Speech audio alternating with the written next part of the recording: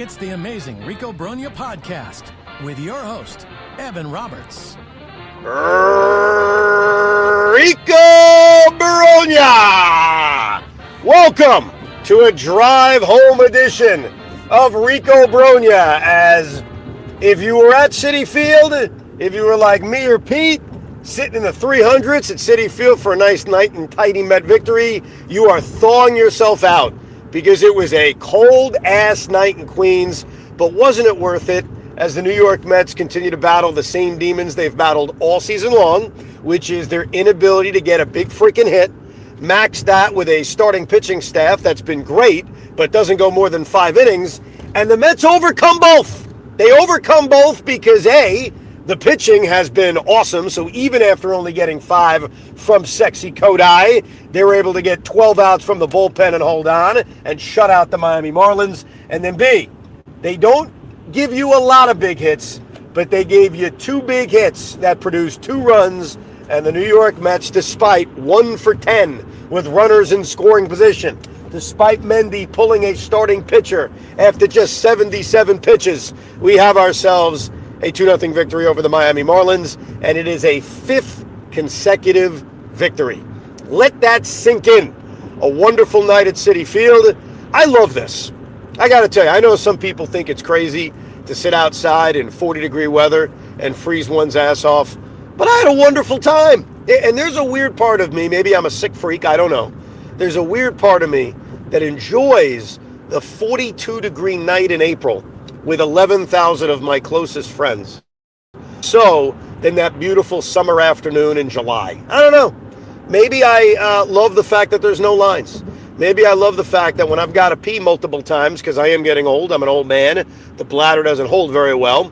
Maybe I love the fact, thank you, I just got a speed limit update, which is very annoying in my car. It says that the speed limit is 40, and I'm going 50. Okay, big freaking deal. It's not like I'm going 15 or 20 over. Maybe it's the fact that I get out of the lot really briefly. Maybe it's the fact that it's fun being around the real drunkards who decide to go to a Met game in conditions like this.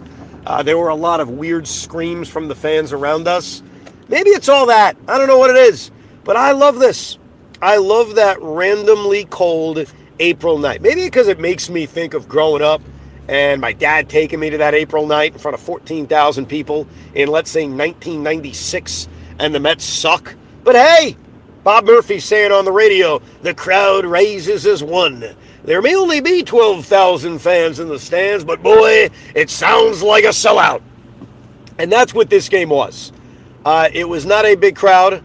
It was not, a packed house the way it was Sunday or the way it was on Saturday. But boy, oh boy, the people that were there, they enjoyed themselves. And I like that. Some of the weird things that were screamed at random Miami Marlins made me laugh. It made Hoff laugh. Hoff joined me at this game today. But I love this. Or maybe it's the fact that these are the kinds of games in April that make you realize baseball season's back. It's not that spectacular of opening day with the packed house and the bunting, or even the big crowds on a Saturday or a Sunday. It's the random night where baseball is your companion. And so it was good being in the ballpark, and it was good enjoying a victory. And what I'm really enjoying, it hit me, I think, in the 8th inning of this game when Tyrone Taylor came through with the RBI single that gave the Mets a 2-0 lead. I think what I really enjoy, or at least I'm starting to appreciate, is that the Mets are winning all of these games. They are now 7-3. Not too shabby. They've got a 5-game winning streak.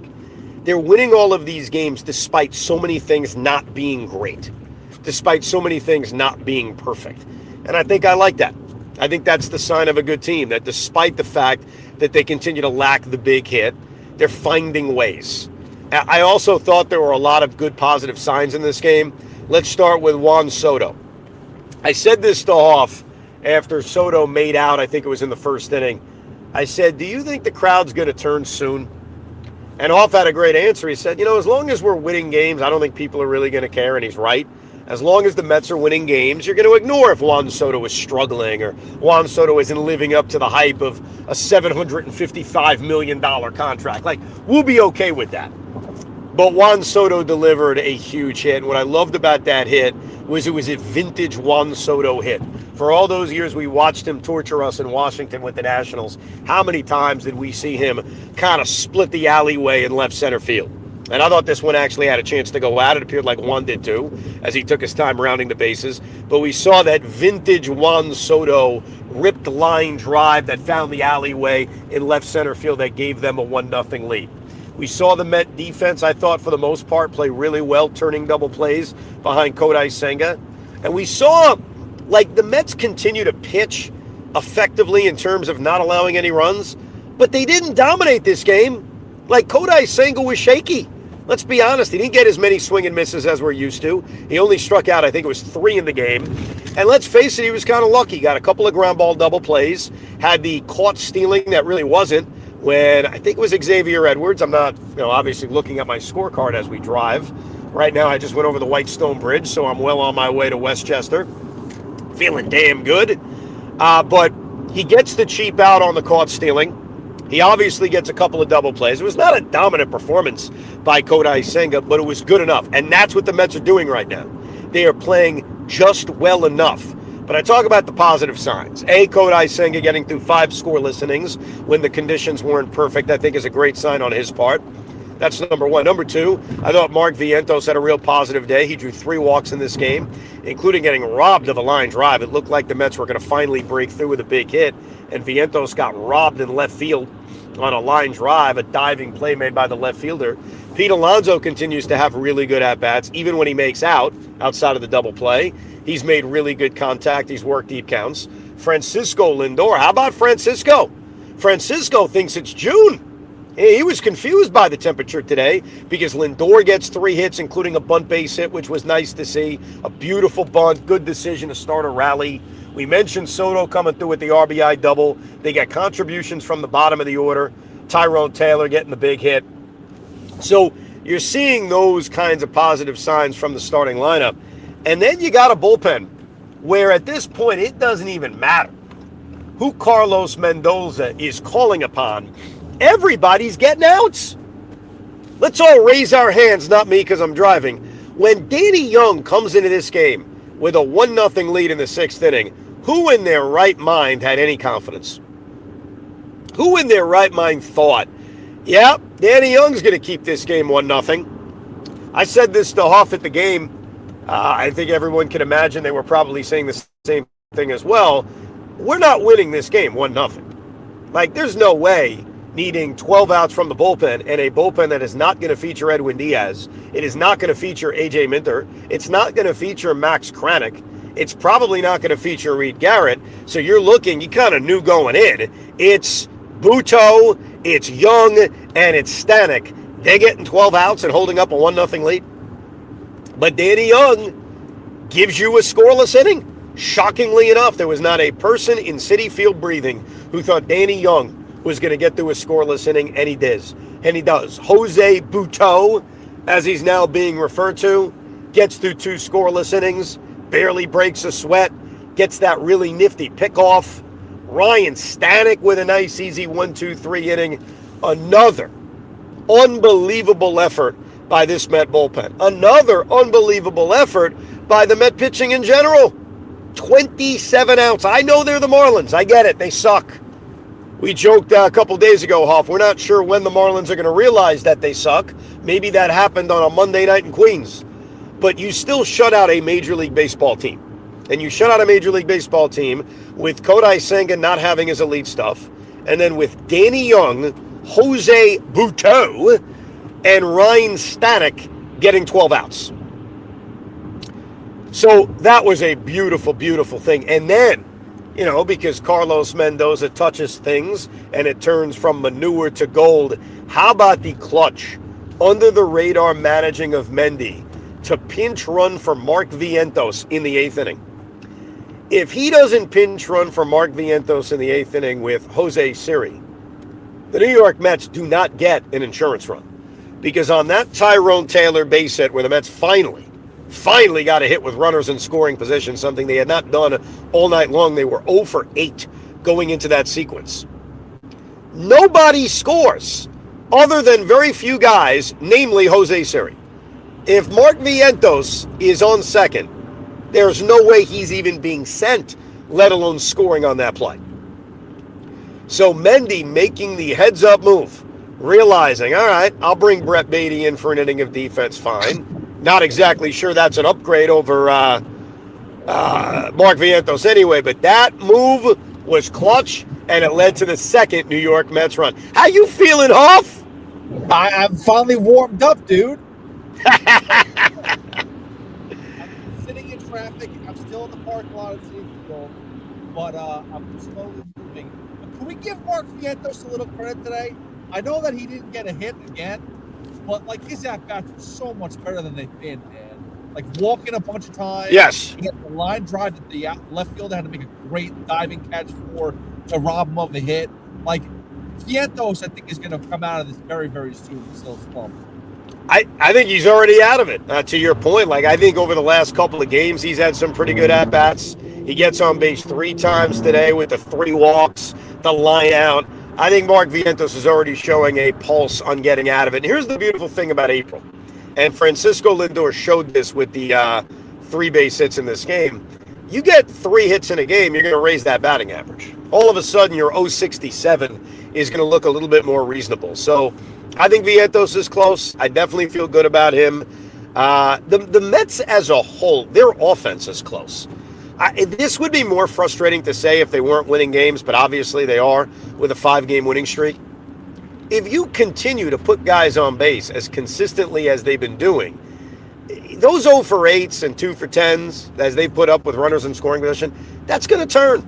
It only takes a couple of hits a game, and all of a sudden, that looks completely different. So as long as they continue to give themselves opportunities, and they've been able to do it, I do have a confidence that they are going to get these bats going in big spots, because they have been consistently underachieving with runners in scoring position, and I do have a good feeling that that's going to change. So I definitely feel good about that, and it was a nice victory. Think about the way the Mets have won the last 3 games of this 5-game winning streak.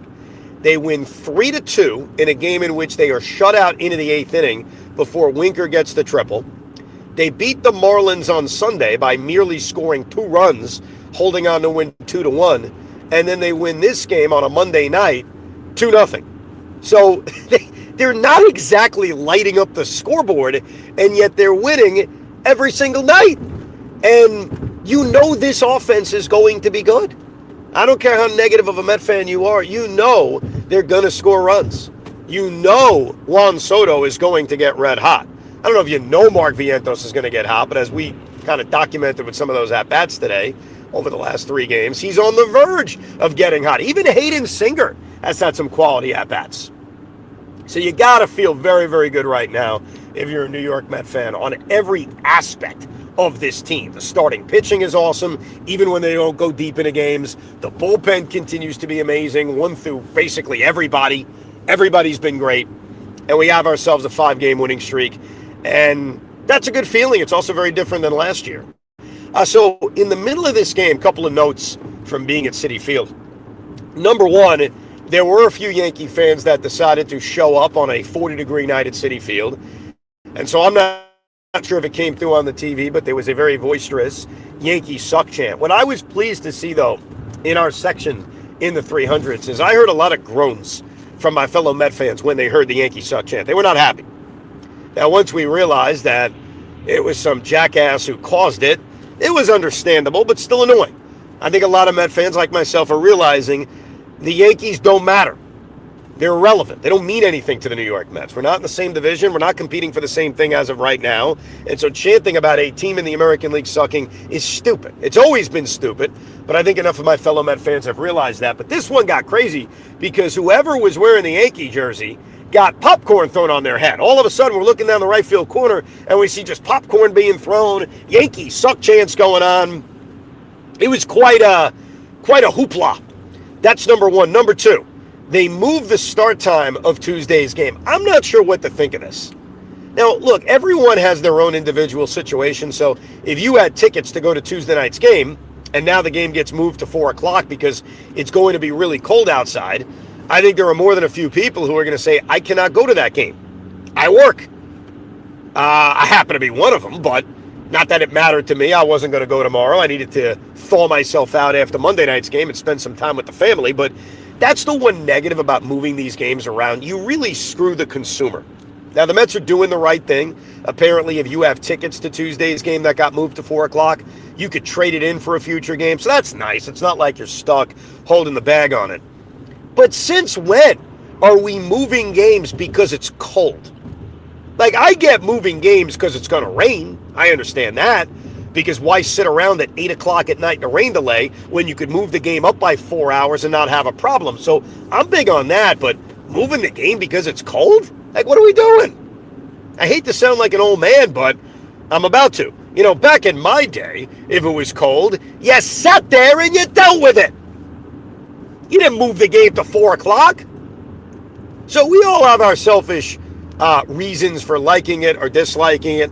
Yeah, my reasons are I got to be on the freaking radio while the game's going on. That's okay. We'll have fun anyway. But nevertheless, I do think it's a little challenging for the ticket holder when you tell them at the last second, by the way, that 7-10 game is now going to start at 4:10. So the Mets are now going to play game 2 of this series with a 4 o'clock first pitch, and then game 3 in its regularly scheduled time at 1 o'clock. But the Tigers did this with the Yankee series, and so the Mets may be following suit, say, you know what? It's going to be cold. Let's move it up. And it is supposed to be cold. I was looking at the forecast because there was a time in which I was considering going to Tuesday's game as well. And I did see high 30s, but a lot of wind. So I think that wind would have been an issue, but the Mets decide, let's move the game up 3 hours. I can't imagine there are going to be many people in the building. You know, it's one thing for Wednesday when it's a scheduled 1 o'clock game, and so if you bought tickets, you kind of knew going in it's going to be a 1 o'clock game. But how many freaking people were expecting a 7 o'clock game, and now all of a sudden it's a 4 o'clock game? So Mets make that decision. I guess this is a new trend in baseball. But good victory. We're red freaking hot. Hoff, was it worth it? That's the question I ask you, Pete. Like, sitting at Citi Field on a Monday night next to me, we're having a good time. We're having conversations. Pete's taking a lot of pictures with the fans. A lot of people love Pete Hoffman. They're running over. They're saying, Hoff, I got to take a picture. I love how you hate Brandon Nimmo. Was it worth it? Now, Hoff may not be able to answer because he's not as adept at the draw. Oh, there he is. Are you adept at safely doing the drive home, Rico, Pete? I'm safely doing the drive home, Rico. But first of all, let me just say something for all the fans out there that are watching live. I apologize in advance for, if you're watching this, for Evan's view right now, because I guess your new dashboard cam shifted and we've seen the top of your roof for about the past 10 minutes. There you go. I fixed it. Sorry about that. It's all good. No, listen, dude. Anytime you can go to a game, it's great. It was worth the freezing cold as long as they won. If they lost, I don't know if I would have been able to handle myself on that one. If they no-showed, if they couldn't score 2 runs and then lost in like an extra inning game, that I would not have been able to handle that. But otherwise, it was fun. The fans were good. The worst part, by the way, was sitting down because the chairs were extremely moist. I had no towel, and my ass is still wet, and and cold. Yeah, that's when I got to the stadium, first thing I did is I like to clean the seat with my ass. That's my strategy. I just kind of move my ass around the seat, wash it up a little bit, and soak in the water. But what I forgot is that's a great idea in August. It's not a great idea in the middle of April when it's very, very cold outside. So I agree. My tuchus is very cold. But other than that, you know what? It got cold at the end.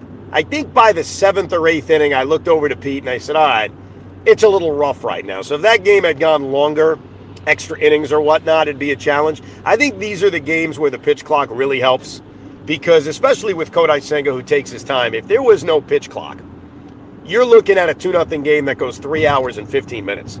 And instead of getting out of there at 9:45, you're getting out there at 10:20, 10:30. That's a big difference. I think the extra 30 to 40 minutes that the pitch clock shaved off a game like today is a big deal if you're in the ballpark like we were. No doubt. And one thing about the pitch clock, the fans tried in the first inning to work the pitch clock, the countdown. Let's be honest. You got to save it for the right moment. You can't do it the entire game. You can't sustain that. So you got to pick the right moment to get under the relief pitchers, the guys that take their sweet time. Do not try to do it the whole game. It's full end. No, you're right. And Hoff called that right at the beginning. We were trying to do that on Biazzo, who started the game for the Miami Marlins. And you heard fans doing it for the first, I'd say 4 or 5 batters. And then after that, they got tired. They got bored with it. So you're right. That's a kind of a key point. You almost have to wait until, let's say, the 7th or 8th inning or a pivotal moment in the game. But great victory. Juan Soto RBI double, Tyrone Taylor RBI single with the clutch pinch running decision of Jose Siri for Mark Vientos. 5 scoreless from Kodai, and then Danny Young, Jose Buto. I love Big Buto, and I cannot lie. And Ryan Stanek make it hold up. 5 consecutive victories. This has been a Drive Home Rico. We'll give you our normal series recap, Rico, at some point Wednesday night once this series concludes. Thank you very much for listening, downloading, and consuming a Drive Home edition of Rico Brogna. We hope you enjoyed this episode of the Rico Brogna podcast. It's amazing, isn't it? Make sure you download it now to keep it on you at all times.